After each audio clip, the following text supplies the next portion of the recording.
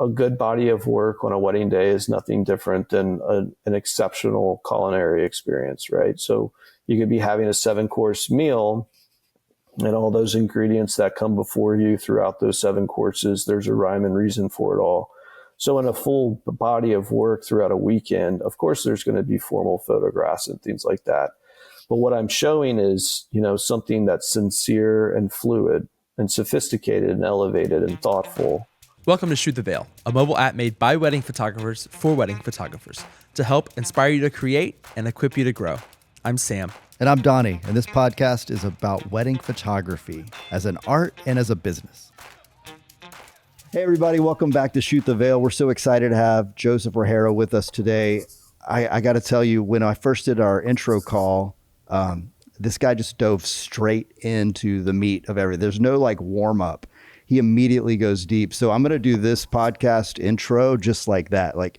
We're not going to do a big long intro. You're going to get to know this guy pretty fast, but everybody, I really want to intro him, but it's so interesting how he just goes there. So welcome, Joseph. And before we go too far, I want to say one thing. I've seen a lot of photographers, and I've told you this too, Joseph. I've seen a lot of photographers take on the definition of a documentary wedding photographer. Mm-hmm. That's becoming a big thing, especially in the last probably 2 or 3 years, if even that long, honestly. But nobody's quite doing it like Joseph. If you go look at his work, I'll put that in the description right now. And so maybe while you're listening to this podcast, you can go check out his Instagram. You're going to feel a different way towards these photos versus many others. You're brought to the moment. It feels raw. It feels candid. And I think that's all I need to say, because you're probably looking at the photos now and they're speaking for themselves. So without any further ado, Joseph, thanks for being here, man. Yeah, I appreciate it. My ears are burning. There's a lot of good, there's a lot of super talented people out there that are doing amazing work as well. So, but I appreciate that. I'm excited to be here. Thanks for having me. Absolutely, man. And Absolutely. when I was getting to know you on the call, one of the things that was so shocking, I'll just dive here first. You often meet your couple on the wedding day. Yeah. Will you unpack how the relationship works? Yeah, I would. Oftentimes, not all the time, but oftentimes I'm not having any really real interactions with clients or couples until the weekend of or the week of. And I think that's pretty common. And I actually have the privilege to meet them via Zoom or FaceTime or something prior. In most cases, not all cases, but in most cases, I'll have that opportunity. But there isn't really a lot of interaction prior. And my friends in the industry oftentimes don't meet them at all for the entire year. So that's really tough. And I think that for what I do specifically in terms of the importance of energy and connection, it helps to meet people. But it's not necessary either. So that's just kind of what we do. When we're approaching a wedding, a lot of people, I'm a relator, and right. I know Sam is a huge relator. We almost feel like we're best friends with the couple by the time we show up at the wedding day. I remind myself that we're not best friends, unfortunately, at the end of the wedding day. But for you, that's actually part of how you approach the wedding day. It's part of as this documentarian, you're in some way removed from what they're doing, and you're documenting what they're doing, and it's a they and you, and there's a bit of a chasm, not in a bad way, but it allows you to do what you do. Would you say that that's intentional? Yeah, it's definitely intentional. I mean, I've always been drawn to cinema and films, and storytelling is just a part of our lifestyle, especially in the Southeast or in the South. Storytelling is just what is part of your life. I mean, that's just what it is. And so for what I do, I mean, I'm getting all the details that I possibly can from the planners, and everybody works differently, and we try and figure that out, and we try and our team is as fluid as possible with however the planner works. Some are really hands-on and they share lots of information. They're, and that's great. And others are incredibly busy, and it's a little bit more chutes and ladders to get details and information, and that's okay too. But, if we're getting, in the perfect world, if we're getting mood boards from the planner and we're getting design decks and things like that, and then we've got our information from the planner and from the couple, from the photography aspect in our questionnaires, like we've got a lot of intel on the client, the design, the essence of the event. And we've also got a pretty dialed in scope on who the client is and what they are and what they're about. So when we go into that, we just let the natural, our team lets the natural unfoldings of, the rich dynamic of two families coming together, and the energy and the food, the music, the drinks, the fashion, the location, all of that energy is pretty palpable, and we just photograph, that. But we also, to make it one of one and not a copy of something, to be the original, not the copy. It's like the main ingredient is going to be the couple. That's good. I have a question. So you told me that you started out in 2013, and then through that journey of doing weddings for a few years, you decided to rebrand and go towards the documentary style look. Can you walk me through that process and what changed your mind and made you shift? Yeah, it was a slow drip to the bottom. So it was just at the time when, so like my first wedding, at the time when I was coming up, like the big cool thing, I think the cool thing, at least for me, was this thing called June bug weddings. I don't know if anybody remembers this, but June bug was more of like a composition based photography, meaning, you're shooting wide angle on like a 35, and it was more about the composition than it was the like subject. And so it was like this, it'd be like this huge mountain range behind them, or like a waterfall or something with a rainbow behind it. It's just something crazy. So that was like the big cool thing. So my first one was like shot at this agricultural museum, and it was like a barn wedding. And the crazy thing about it is I had no idea what I was doing, shot the wedding, and I was crazy enough because this one thing I had bought this online course to show me like how to shoot a wedding. And this guy was like, "Oh, we do the same day slideshow." So I did a same day slideshow the very first wedding that I shot. So my gosh. So at the reception, while they were having dinner and whatnot, I was editing in my car. And then I did a like a slideshow at the reception of like edited photos from like the wedding, and people were blown away. Yeah, awesome. Man. Back in 2013. That's intimidating. Your first wedding. Oh my gosh. Yeah, my first wedding. That's how I started. So it was pretty nerve-wracking. So fast forward Junebug, and all the editors, the big thing was Junebug, green wedding shoes, Style Me Pretty, the knot, things like that. Martha Stewart was like the really big one in print, things like that.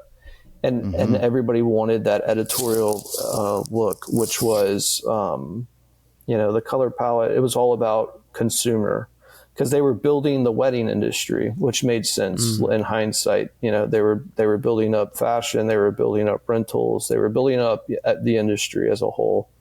And, it's like a $1.2 trillion global industry. It's a huge industry now.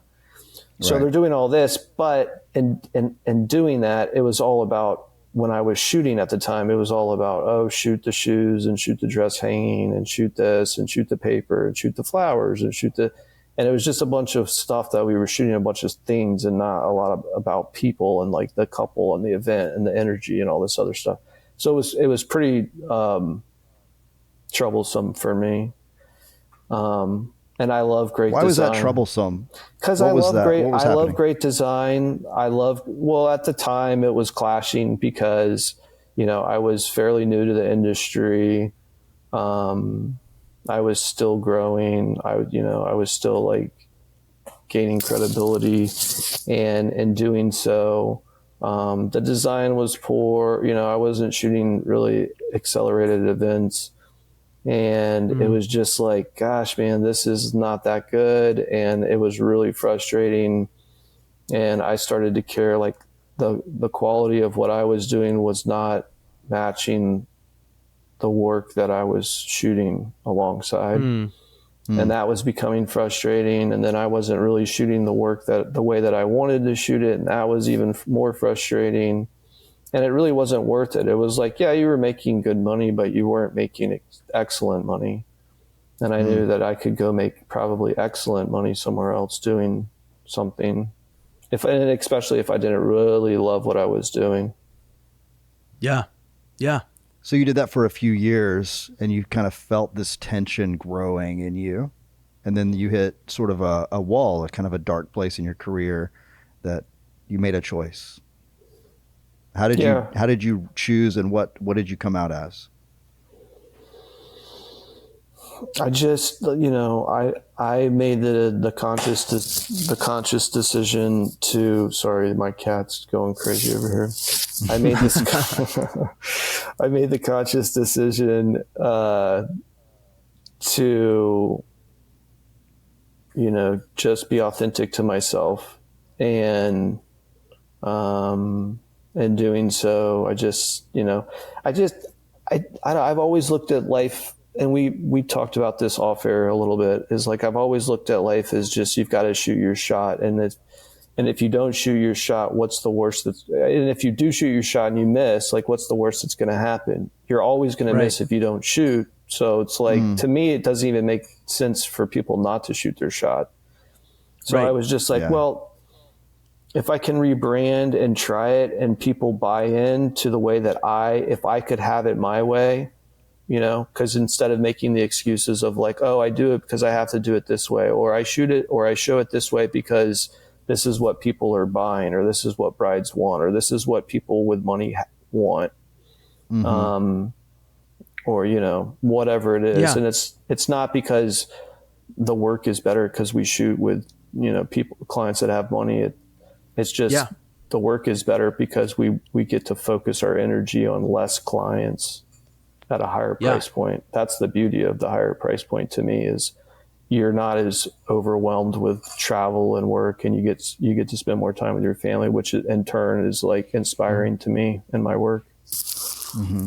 My cat has gone full ham on my wife's little indoor plants, and I can't do anything about it. That is all good, man. I really want to show you guys right now. Show us. What is he? Oh my gosh. Goodness. Yeah. Sorry, honey. I was in a podcast. I couldn't stop him. If you're watching this on Spotify or YouTube, you'd be able to see that. Go hop over there and you can see the actual video of it. Potted plants all over the floor. Potted plants. Oh, goodness. Sorry, wife. Did not. That's real life. Yeah. Oh, man. So documentary. That's documentary right there. Yeah. So going back to that point, I think you said it was 2016, and you made the switch.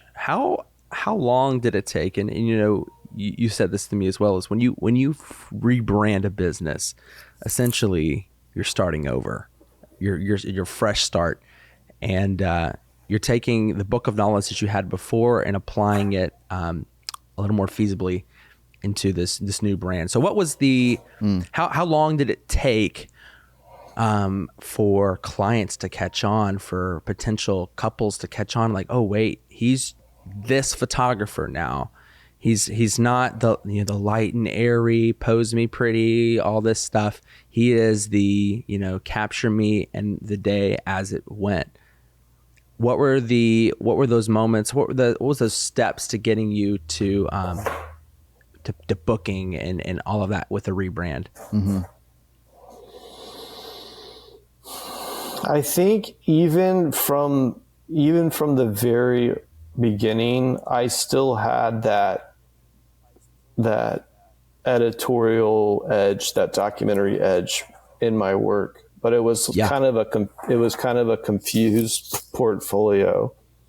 And I took all of that out, and then I would say that whole rebranding thing started in 2017. And I wasn't really going to see the physical fruits of that labor and that vision until 2020. That's what I was wondering about right there, is how long were you, when did you start to reap So what you sowed? that conversation started in 2017. Then the physical like deconstruction of the brand and website and design and fonts and colors and all that stuff, all the heavy lifting and like really like capital intensive work, it was taking place in the spring and the summer of 2018. And then in the year of 2019, I started to see like some bookings from that. So then in 2020, I would physically shoot that work. Yeah. Yeah. But then 2020 Okay, so happened. I want to we'll get to 2020 in a minute. I want to go back to 2018.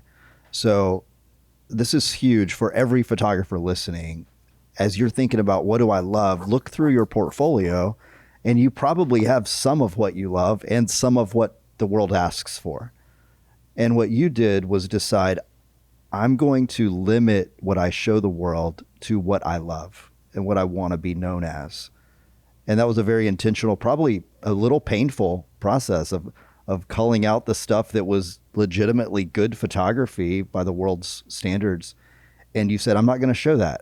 Did you make some of those big choices in 2018? Yeah, I mean, no offense to your audience or to the people that pose, but like, just to me is like, I know that there's plenty of people out there that do that and they do it really well, and that's great. So I knew that there was a place for those people out there, and I knew those brides could be connected to those photographers. So I knew that that was fine, but I knew Totally.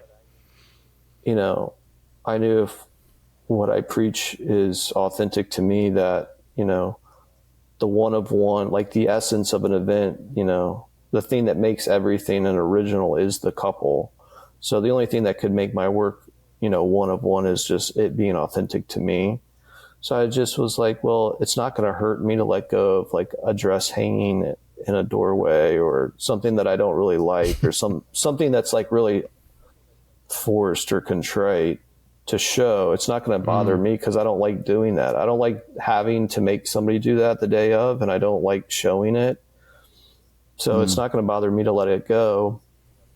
And if it resonates with people, great. And if it doesn't, then we'll find something else to do. Hey guys, real quick, just to interrupt the podcast. We were talking about ways to see this grow. We're so excited to have an impact in a real way on the wedding photography world. We want to see it grow and become all that it's supposed to be, and you become all that you're supposed to be.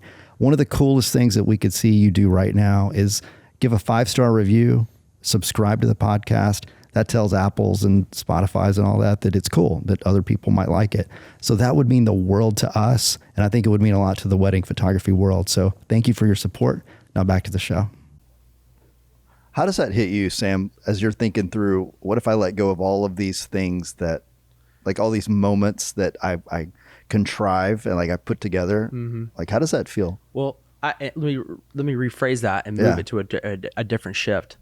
While listening to him talk, I see and I'm reminded of there is a market for every niche. Absolutely. And every niche. Yeah. And so, this is a very entertaining conversation for me because one, I feel like I'm probably on the other end of things. Yeah. The clientele that I have, they specifically, weirdly enough, ask like, I need my dress picture. I want, like the other day I was in Nashville and they're like, can you just give me all the detail photos? To me, honestly, I'm kind of with him on this. I thought it was weird. Like, what? Like That's really the photos wanted you want? that. You want your details? Yeah. That's okay. I mean, I can do a great job with your detail shots, and I'll put an extra 30 minutes to make your detail photos look great. But there are the couples that prefer exactly what Joseph is doing versus what I'm doing. Yeah. And there's a whole market for that, and he's done it well. Well said. So there's just going back, there's a market for every niche. Yeah. And as long as you own it, you can succeed in it. Okay. And owning it is what I respect. And even how both of you have put that, owning it means I'm going to put this forward on Instagram, on my portfolio, on my website, when I'm talking to planners or brides, couples that are looking for this. I am owning, this is who I am. Yeah. And so 2018, you kind of made that choice of, I'm going to define it for me, of this is the stuff that I love. And then it sounds like 2019, you started pitching that. Was it as a whole new brand, like literally changed the name and like you're starting fresh and it's a whole new brand? Or was it sort of a slow evolution? No, it was a whole new brand, whole new everything. Yeah, it wasn't a slow. It was a whole new brand, and then I went to Engage, and I pumped it that way, so everybody heard about it, and it went well. And it was, and then 2020 happened, and then I think it was interesting timing that the 2020 thing happened, because I've said this many times. I think there was a global paradigm shift consciously in the global consciousness, where people just kind of a light bulb went off, where people just got sick and tired of being told things, and they wanted to either discover it for themselves or experience let it happen. And I think that bled into what we do as artists, in terms of what people were after, and in terms of those candid moments and unforced things, unscripted, less scripted rhetoric, and more unscripted. I think people just wanted to be off air, off record. I think that was 2020 was a huge contributing factor to that mindset. Totally. That's amazing. A question I have for you is, and this is just maybe not as deep, but I'm so curious about it. With your timeline, so to speak, couple portraits, let's talk about that. Maybe you're having your golden hour session or after first look or whatever it is. I don't even know if you do a first look. You can tell me about that too. How does that go? I mean, obviously you're not posing. Don't put your arm on his shoulder. You're not, don't put your arm on his shoulder, all that stuff. Are you prompting them? Hey, let's take a walk. Are you saying, hey, let's think about these things. Let's remember these things. What are your cues? Yeah, in many cases, we're still doing first looks. I'm trying my best to get away from them. I'm encouraging people that are open-ended on their timeline. When 99, if not 100% of the people that I'm talking with, or planners that I'm talking with, are saying they don't like the pose. They don't want to be posed. They want to, it goes back to what you said, which is, there's a subset for everybody in the market. So, if you're good at what you do, then be great at what you do and you'll be fine. So it's not, posed. It's not a right or wrong. It's just, it's just a style and what works naturally for the artist. And so, we're still doing first looks. I'm not really big into those, the whole turnaround. That to me feels unnatural, right? It would feel much more natural for them to just walk into a room and see each other. Right. So maybe get it, do that. And then we're typically going into, either couple portraits or, I'm trying to think the last one. So the last one was in Amsterdam. So we did the first look, and then we went into couple portraits, and I'm typically, depending on the energy of the couple, like this last couple, really great couple. I work with amazing couples and planners. I always work with the best people, very kind, whatever. And, he was a little bit more nervous than she was. She was totally confident in front of the camera. So I separated the two of them, and I had him sit, and we were shooting like portraits in a bar somewhere inside the hotel in Amsterdam. It was a really cool bar. That's so they sick.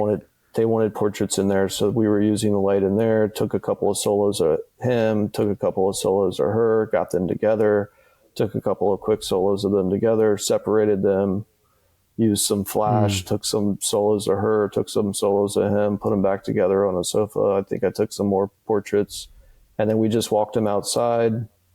We walked him a little bit, photographed him, and that was it. I mean, my portraits we are walked really... him a little bit. Yeah, we walked them a little like bit. we walked them a little bit. That's Like everything that. feels very natural to you. Like, so we walked them over here. Like we fed them a little bit. Roll over. It's That's so actually funny. funny. It's actually funny that you say roll over because I just shot something for. It's funny because I just shot something for Carolina Herrera, and Yeah.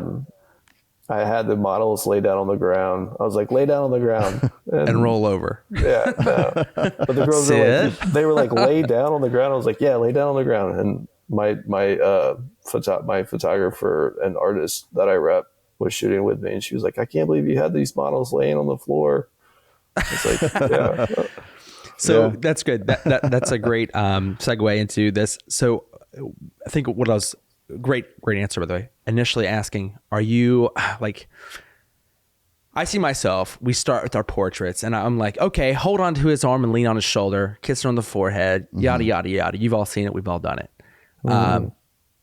How do you do that? Is it a little bit of that still, or is it more so less robotic movement and more so fluid prompts?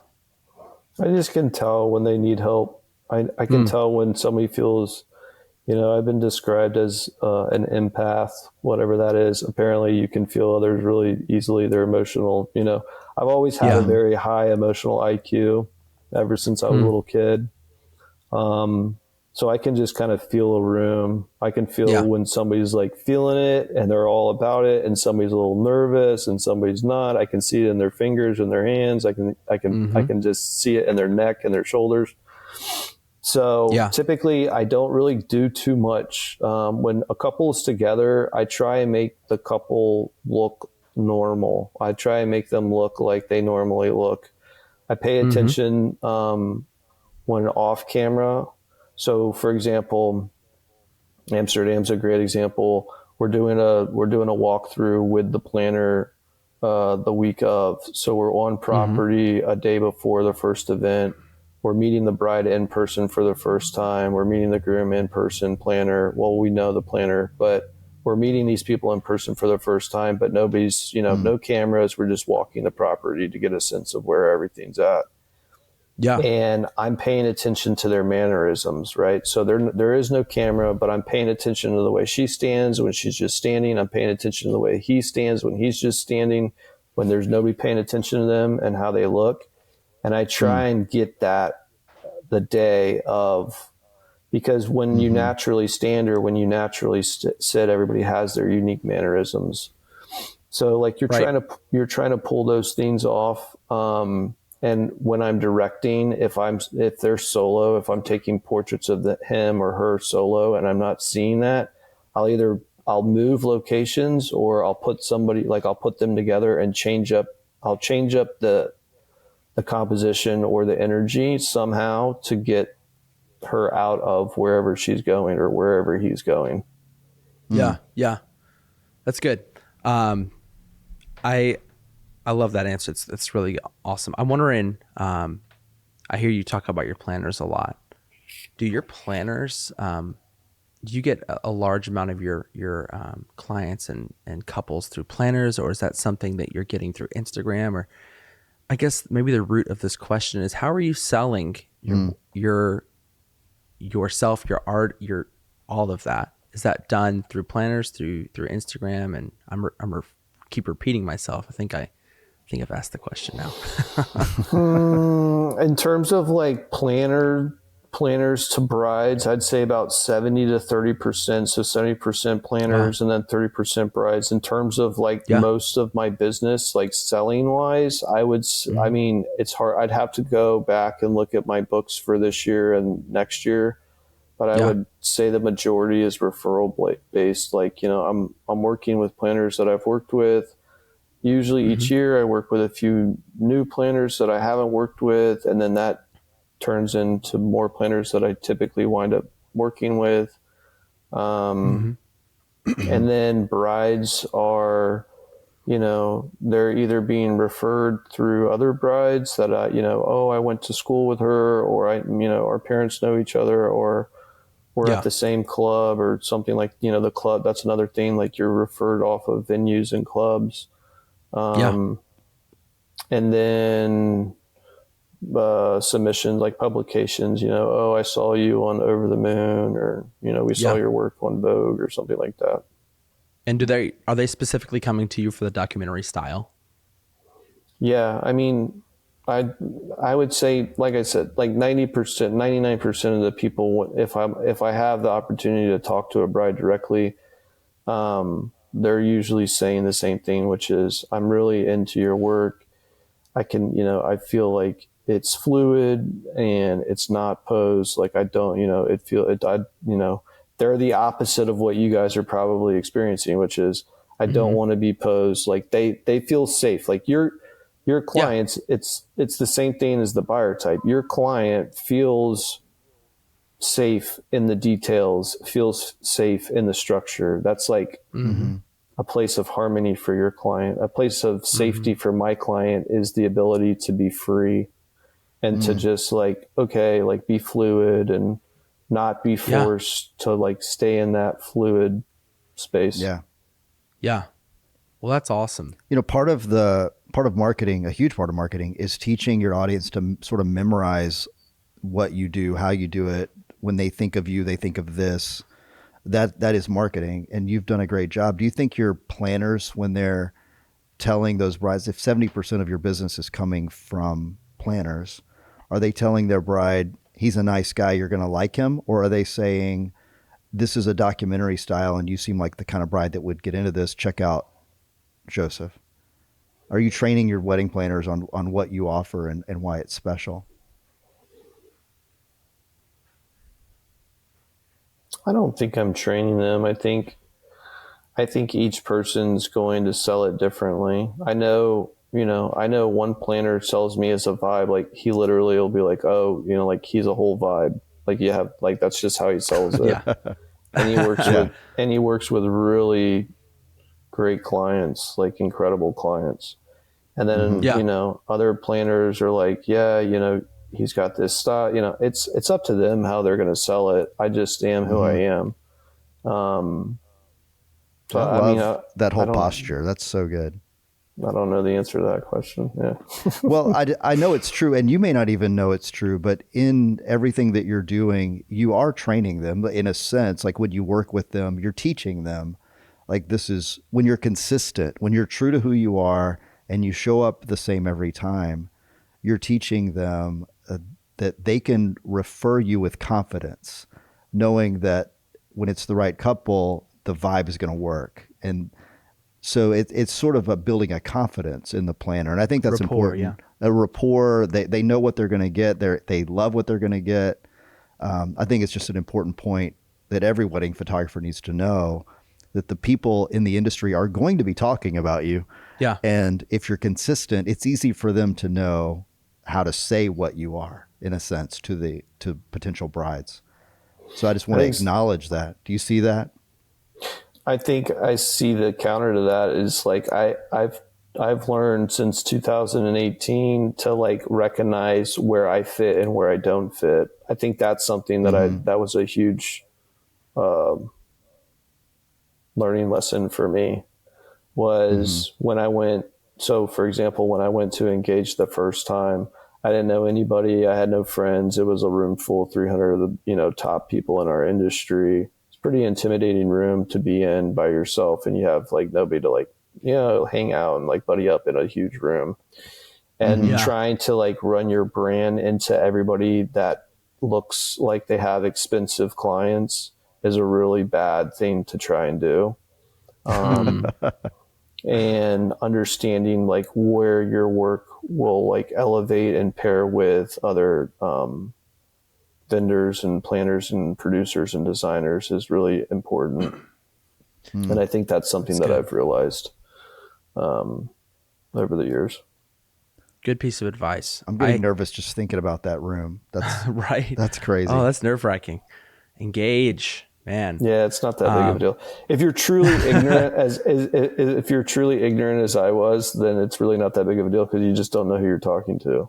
But then you feel really small on the plane ride home because you're like, oh, that's who I was talking to. Oh, yeah, go look them up. And just that's because right. and that's another thing is if you ever go to those spaces, just it's really important to know who you are and what your work offers, and you got to know who your ideal client is. And if that parallels with somebody in a space with you at Engage or some other summit, and Engage is just one of many, but if that parallels with somebody else, then great. That's fantastic. It doesn't necessarily have to be like a massive name either. I think that's another big thing that people miss out on is everybody's trying to like, rub elbows with these massive names, and there's plenty of names in that same room that do just as good as work, if not better, that you may have never heard of, that's standing right next to you. Right. Follower count does not attribute to the value of work. Yeah. So the two different things. As we kind of get to the end of this, I wanted to ask you, and you've already dropped a lot of just awesome truth bombs on us and a lot of awesome knowledge, but going and thinking about Joseph and the 2016 to 2020 shift that you had, what is one piece of advice that if you could give yourself, you think would skyrocket everything for you or make the switch easier?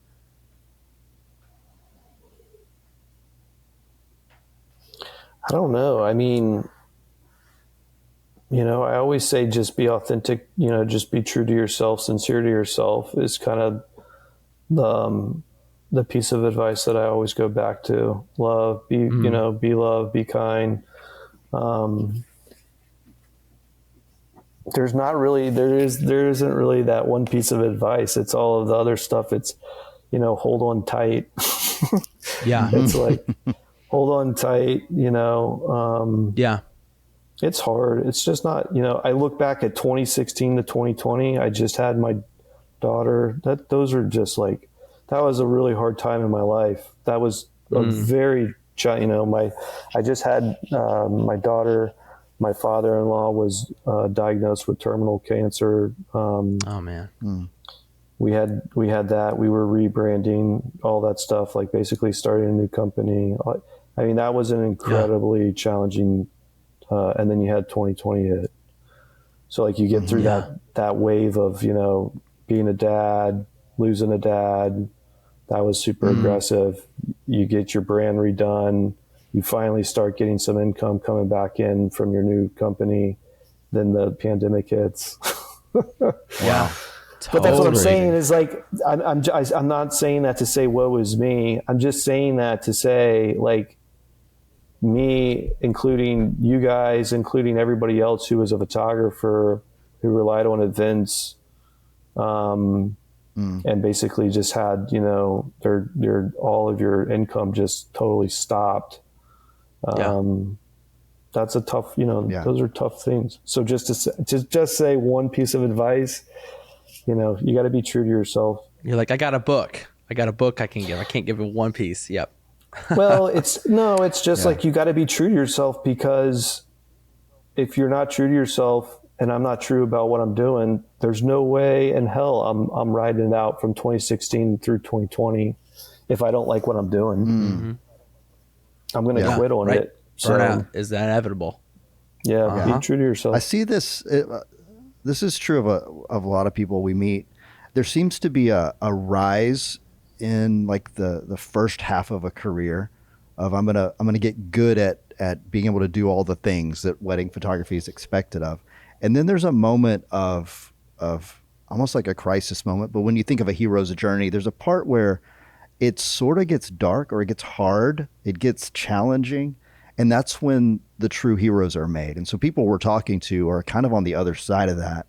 They've hit the wall in a sense, and they've decided very intentionally to become who they are going to be for a long, long time, because it's true to them.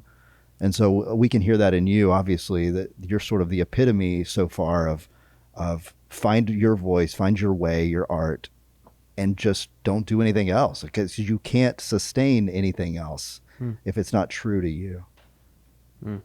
Yeah.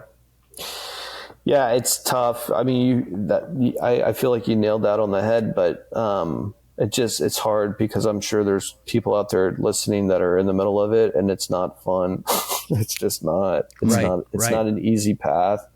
But that's what I would say is, the only way that existed in that is that foundation of just being true to yourself and really appreciating the work that you're putting out there and producing, and knowing that it really resonates with other people, and something that's very honest and sincere to the way that you're created and what resonates with you, and that's uniquely yours, resonates with other people, and that's what kind of carries you through. So hey guys, if you're already a member of Shoot the Veil, feel free to skip through this. If you're not, I want to talk to you about something that could change your career as a wedding photographer. Shoot the Veil is a new platform that is built by wedding photographers for wedding photographers. This platform has everything you need, from courses from creators you love, posing and planning, follow-alongs, and exclusive interviews with some of the world's best wedding photographers. And on top of that, we give away some crazy cool gear every month. If you're not in, go check it out and download it now. There's a philosophy here that's really interesting and fun, and I'm always tempted to dive deeper into the philosophy, but I want to step back to the very practical as we kind of tie this up. There's a step that I think every photographer should go through that I heard in you. I'm just going to call it out. Go back through your portfolio and find the places where you felt really excited, like those photos that you felt, oh, I love it when I get to do that with a couple. I love it when I get to do that with a couple. Because would you describe that? Like, kind of open up the curtain and let us see behind that a little bit. In 2017, when you tried to figure out, I can't keep doing what I'm doing, what can I do? Walk us through that process of figuring out what it was going to be. And you used the word confused portfolio. Right. Yeah. How did you get on? Oh, that's a good word. Yeah. How did you make that not confusing?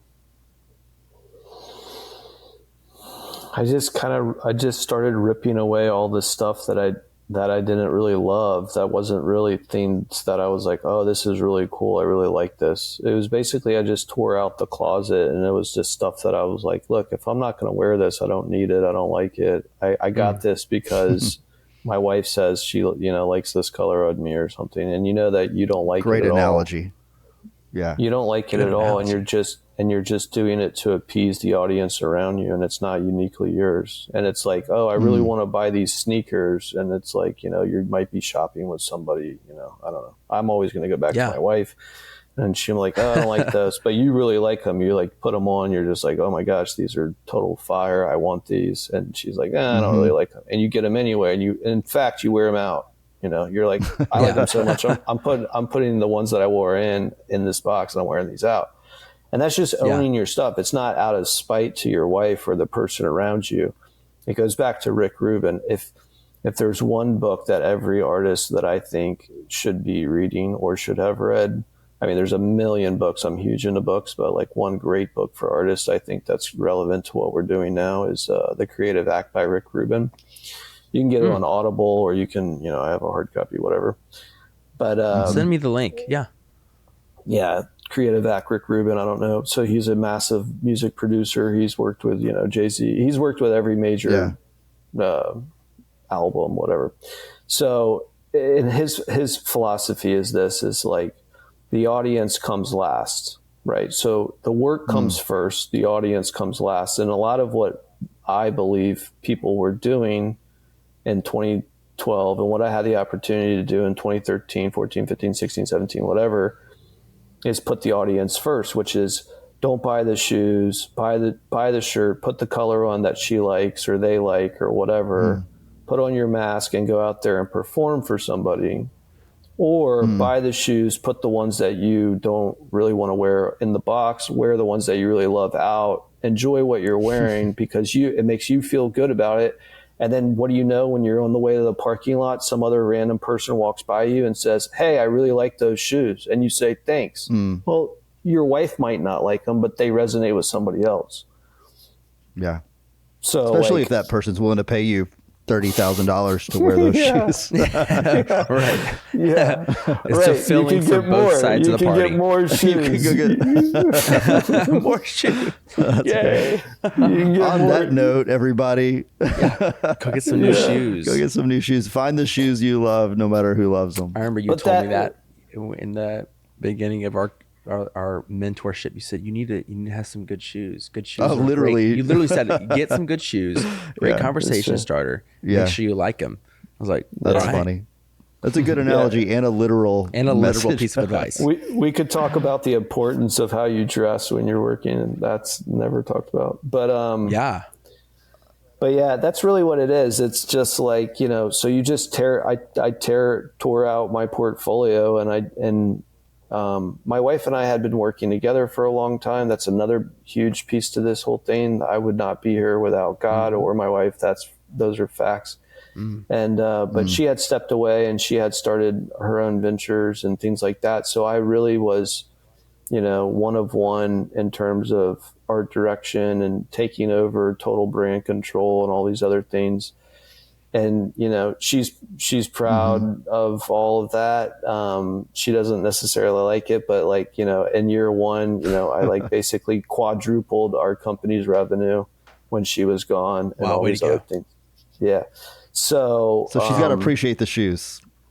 Well, she built a hell of an infrastructure in terms of the business aspect and things like that. But in terms of art, she was never really an artist. She never studied art or anything like that. She never was around, she never had a fascination with art of any sort. She was more business end of things. In terms of my wife and I would battle. This is back in 2015, 2016 about what our grid needed to look like, aesthetically. Those are back. I mean, these were real conversations back in 2013, 14. Your grid back in the day used to make a big, it was a big deal. I mean, it was just the life that we lived. But once all of that dissolved and kind of was diluted, then I just took total control, and I just was like, look, man, if I say, hey, take a look at my site, if I'm in a room at Engage and I say, oh, and they're sitting there or hey, take a look at my Instagram, and they're going to sit there and take the time to look at it. I want to be really proud of showing them, being this is me. I'm not embarrassed. Yeah. There's not a photo on there where if you get into some kind of rabbit hole where I'm going to be like, oops, I wish that wasn't there. It's just, you go on my website, you can look at whatever you want to look. And it's, there's probably some really old stuff that I probably need to go dumpster diving on, but for the most part, it's what we do. Well, I'll tell you what, that's a good segue to kind of wrap this up. I heard about you. I heard you on another podcast, on Sam Jacobson's podcast, Grow Your Business. And I was like, this guy sounds really interesting. I'm actually going to go look at his Instagram and just see what this means. And as I was scrolling, I couldn't stop. Everything was so interesting. And eventually I started just trying to look for the anomaly. I tried looking for the posed thing that looked like everyone else, and I couldn't find anything. Everything looked unique and interesting in this documentary style. And so that's why I reached out. Okay, this guy's legit.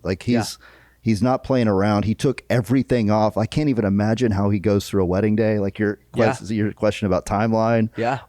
Is there ever a pose? And I'm sure there are probably 10% of the day, there are some intentional poses. You know what? I don't even know if that's true or not. I'm guessing. But everything you show the world it looks like it just accidentally happened intentionally. And well composed. Yeah. Which actually, I do want to give you a chance to say this. You know how to pose. You know how to compose. You know how to expose. That's weird that they all have O's. But you know how to do these things. You actually know how to do them really, really well. So talk to the photographer who thinks, I don't have to learn all that posing stuff. I just need to go out and just start randomly shooting and make it look kind of crappy, and I'll call it documentary. Yeah. Would you talk to that level of expertise that allows you to do what you do? Yeah, I think that everybody needs to understand the fundamentals of posing. where they need to understand, the symmetry and composition of lines and all those things, and those carry over to the human body and couples and things like that. It's important to understand those basic fundamentals so you understand. And there's a big difference between that and sloppy, right? Mm-hmm. So it's like, I'm sorry, my daughter's friend is absolutely blowing her up right now, and it's super distracting. So you've got to understand the difference between the two. And so I understand how to pose. I understand, what to look for in terms of, symmetry and triangles and lines, especially, individual, solo, things like that. And you need to be able to simply, create something that's flattering, better to the camera. But you need to do so with a bedside manner that makes it easy and palatable for the client. You have to understand, like, when you're on the other side of a camera, you don't want to be like, oh, don't do that. Like, that's off-putting to a client. You don't want to be like, oh my gosh, it looks horrible. There's a way to do these things that some people have and some people don't. And so it needs to be fluid. And that's what, are there posed photographs? Yes, of course, and I've said this a million times is, a good body of work on a wedding day is nothing different than an exceptional culinary experience, right? So you could be having a 7-course meal, and all those ingredients that come before you throughout those 7 courses, there's a rhyme and reason for it all. So in a full body of work throughout a weekend, of course, there's going to be formal photographs and things like that. But what I'm showing is, something that's sincere and fluid and sophisticated and elevated and thoughtful and intentional, but also very fluid, because honestly, that's what a wedding day is. It's controlled chaos. It's, everything feels effortless to the client or to the couple, as it should. But everybody on the other side of it is like in this, storm of chaos. Yeah, absolutely. Man, I just want to follow you around on a wedding day.